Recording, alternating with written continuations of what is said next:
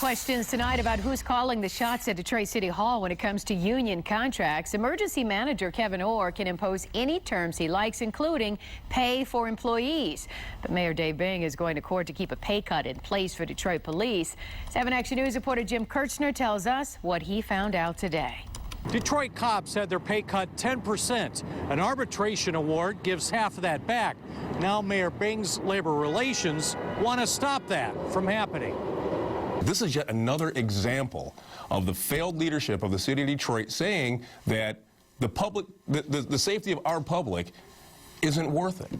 In this press release, Mayor Bing's office says they are appealing the arbitration award because, quote, in light of its financial emergency and the appointment of an emergency manager, the city cannot afford any increase in wages, close quote. A 5% pay restoration is set to go back to the cops next January. I am absolutely appalled to hear the city is taking the stance that even a restoration of even a small portion of what they had taken from us is considered in their mind to be out of line.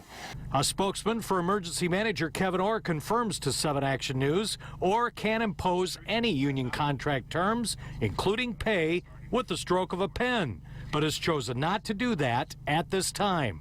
The Detroit Police Officers Union says they're ready to talk terms with him.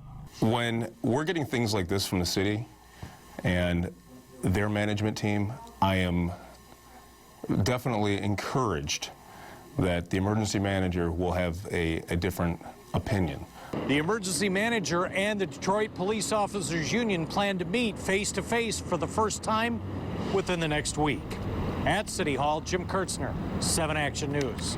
Now, the mayor's office points out other city employees took a 10% wage cut through furlough days that started back in 2009, and they took a second 10% cut with more furlough days that started this past February. Now, police officers were not part of that second cut.